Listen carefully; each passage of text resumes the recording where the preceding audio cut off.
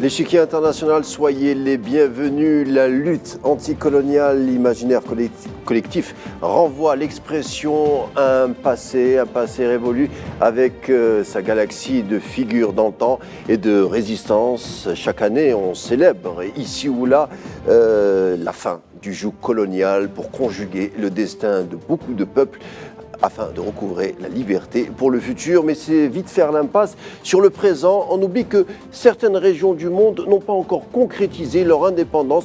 Palestine, bien sûr, ou encore le Sahara occidental. Ça tombe bien, on va en parler avec cette question. Comment se déploierait la lutte contre le colonialisme aujourd'hui? Début des discussions dans quelques secondes.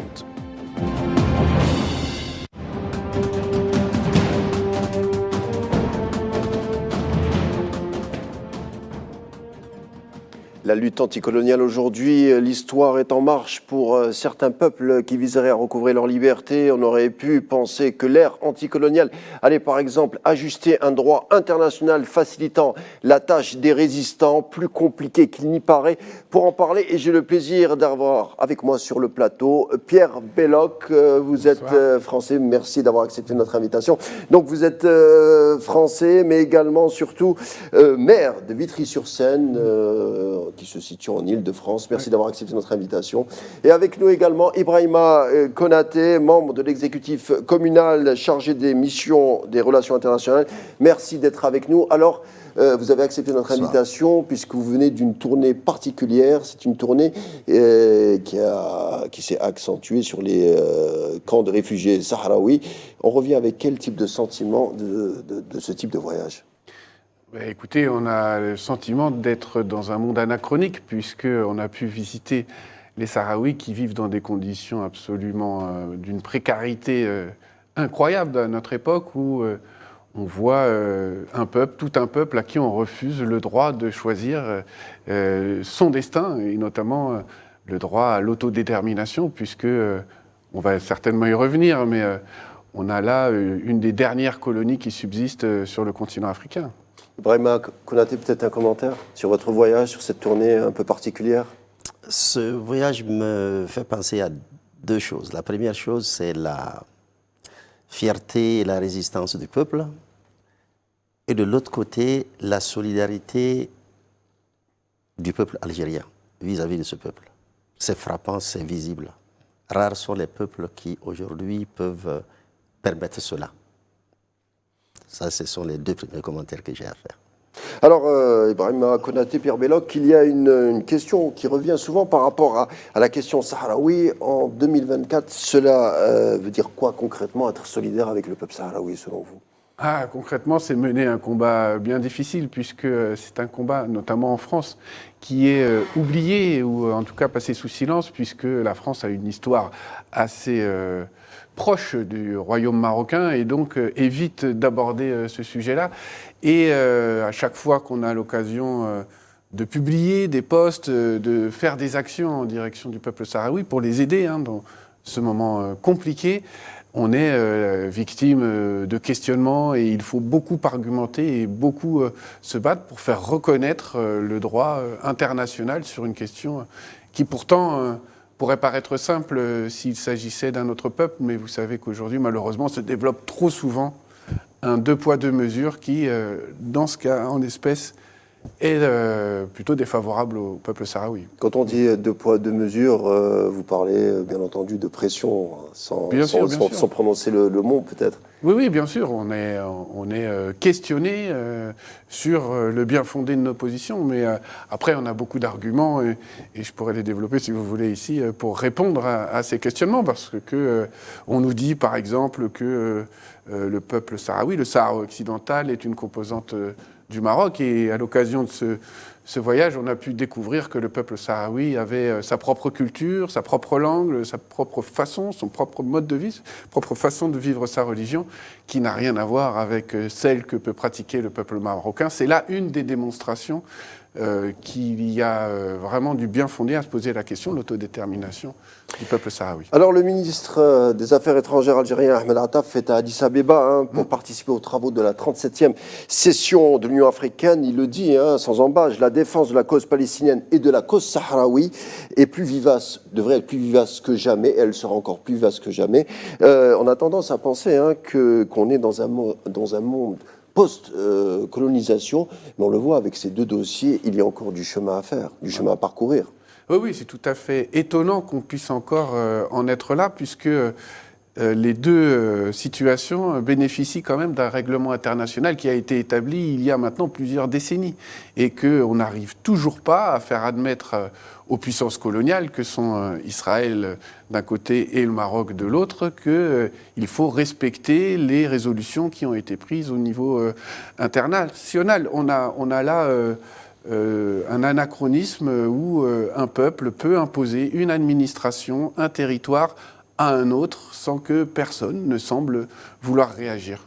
Ibrahima Konaté, sur le dossier palestinien, sur le dossier sahraoui, le droit international s'est prononcé dans les deux cas de figure en défendant les droits des deux peuples. Et pourtant, on a l'impression qu'on a du mal à concrétiser ce même droit. Est-ce qu'il faudrait, selon vous, revoir ou réformer le droit international qui ne répond plus aux besoins peut-être ou aux inquiétudes des peuples dont il est question ?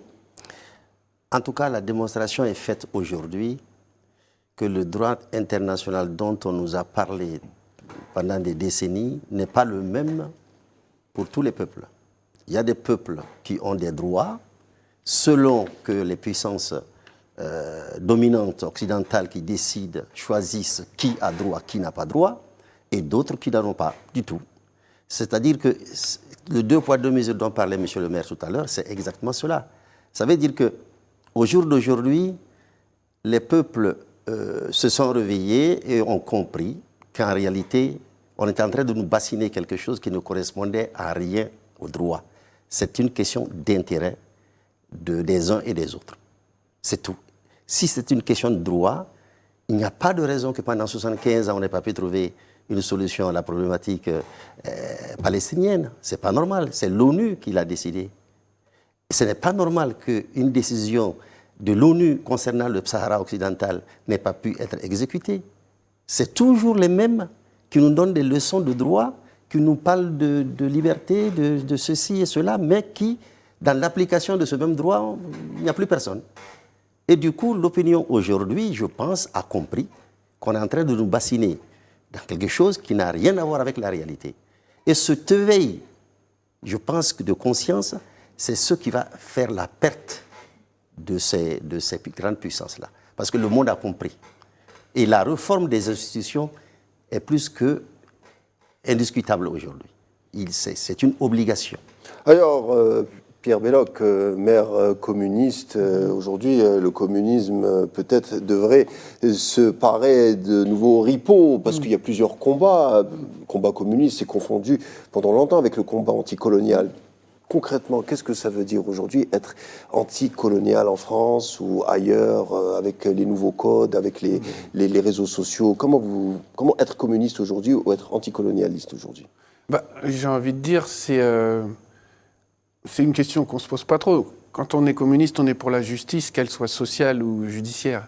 Et je pense qu'on a aujourd'hui un problème qui est posé par ce colonialisme, c'est que on ne pourra jamais construire la paix, puisque quand on est communiste, on est pour la paix, tant qu'on n'aura pas réglé ces situations d'injustice. Il ne peut pas y avoir de paix sans justice, qu'elle soit sociale, et là c'est mon côté très à gauche, ou qu'elle soit judiciaire, parce que l'injustice fait naître la colère, la haine, et tout ça conduit à la guerre. Et il y a aussi l'internationalisme, pardon de vous couper, il y a aussi l'internationalisme, cette solidarité entre les frères de par le monde qui souffrent. Exactement, et on le voit aujourd'hui, et moi j'en suis très heureux, qu'à travers le combat palestinien qui résonne sur le combat sahraoui, les peuples ont choisi leur camp. Ils ont choisi le camp de la paix, ils ont choisi le camp où on ne massacre pas des civils pour des intérêts dont personne ne comprend d'où ils viennent, et donc ils montrent à quel point nous souhaitons être des frères. L'humanité a besoin de cette fraternité humaine qui protège les civils contre les intérêts des grandes puissances économiques. Sincèrement économique. Ibrahima Konaté, tout à l'heure, vous avez parlé de contraste, peut-être de déphasage entre la réalité et un certain narratif guerrier. On le voit hein, dans les capitales occidentales, la rue se mobilise pour les droits des Palestiniens et on voit une espèce de contraste, un hiatus entre cette opinion populaire, hein, les gens, et leurs gouvernements respectifs. Comment vous l'expliquez ? Alors qu'on est censé être en démocratie, donc en démocratie, démocratos, le pouvoir au peuple, alors que dans ce cas-là, on fait peut-être une exception concernant la Palestine.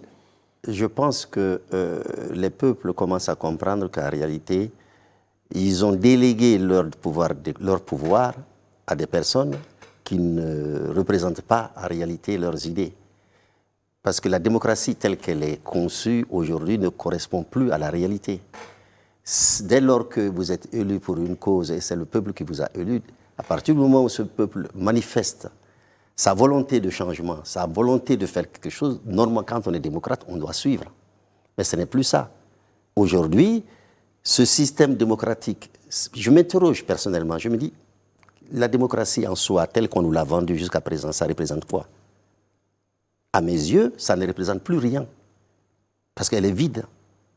Ceux qui vous ont élu vous ont donné une mission, écoutez-les, on ne les écoute pas. Ils crient en longueur de journée, on ne les écoute pas. Ça veut dire que, pour moi, ce système démocratique qu'on nous a vendu pendant des siècles, qui a servi de prétexte pour frapper des peuples, pour s'attaquer à d'autres, ne représente plus rien du tout. Et je pense que le monde est dans une phase où il est en train de s'interroger et je pense que les années qui viennent vont nous édifier. Je pense qu'on doit chacun se pencher sur la réalité concrète de son pays, de son organisation et réinventer un nouveau modèle. Moi, c'est la vision que j'ai. Peut-être une réforme du droit international, on a l'habitude d'en débattre ici. Pierre Belloc, mais au fond, on est à 5 mois de bombardement sur Gaza, 30 000 morts, là, 70% des femmes et des enfants. Mais au fond, Gaza ne serait pas le syndrome d'un monde occidental peut-être en crise existentielle, vous venez de l'évoquer, qui se recherche, qui a peut-être certains... des réformes à faire au niveau du droit international, au niveau de la politique étrangère. Qu'est-ce que vous en pensez, vous qui êtes maire et qui êtes dans l'action politique? Quel regard vous portez sur ça?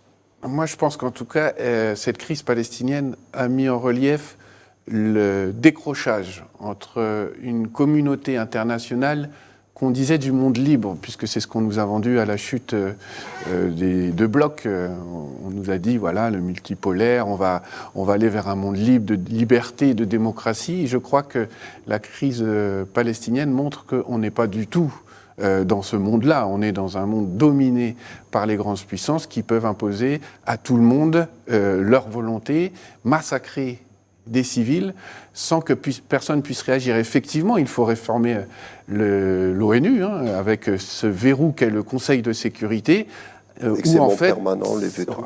5 puissances mondiales qui datent quand même de la fin de la Seconde Guerre mondiale, ça fait quand même un moment, ça fait plus de 70 ans maintenant.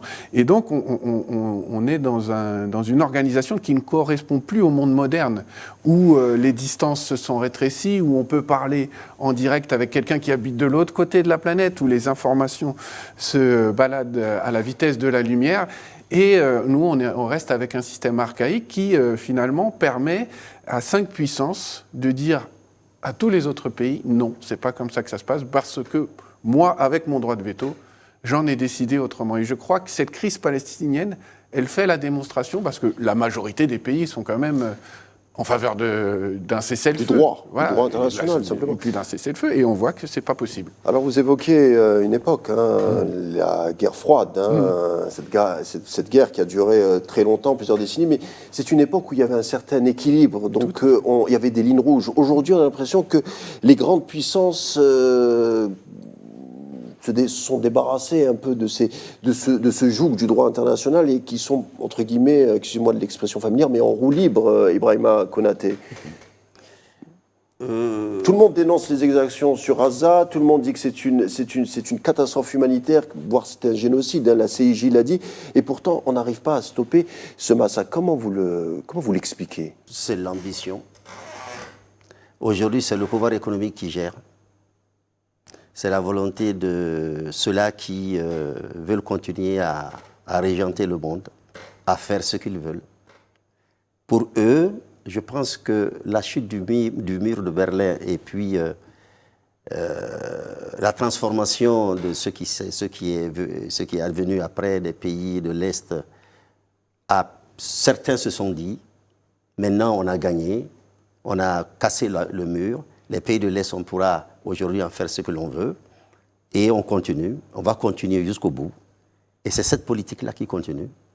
Et ils ne vont pas s'arrêter tant qu'ils ne trouveront pas en face d'eux des peuples résolus qui disent non, on veut la paix, on veut vivre en paix avec nos enfants et puis préparer un avenir meilleur pour nos enfants. On en a marre. Tant qu'ils ne trouveront pas devant eux ce peuple-là, cette résistance-là, ils vont continuer. Parce qu'ils n'ont ni foi ni loi. Eux, c'est ça, la force, la puissance. Dès lors qu'ils continuent à exercer leur pouvoir. Donc ce droit international d'il y a 75 ans, comme disait M. le maire, à mes yeux, c'est le seul cadre aujourd'hui à travers lequel on peut aujourd'hui s'inspirer. Dès lors qu'il n'est plus appliqué. Et certains pensent que, ça me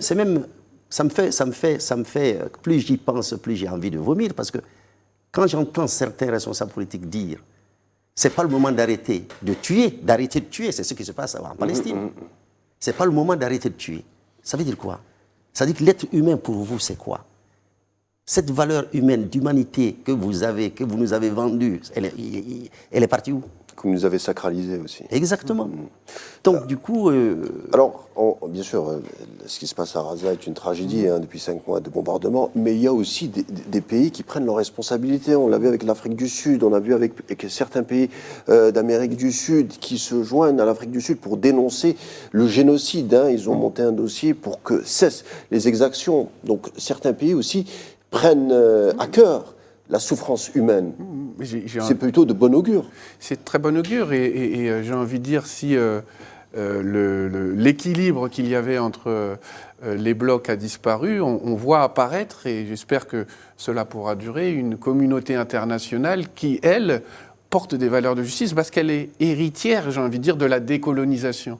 Le bloc de l'Est a permis quand même à toute l'Afrique de se libérer. Ça a été des soutiens en armes, il faut le dire. C'est comme ça que ça s'est passé.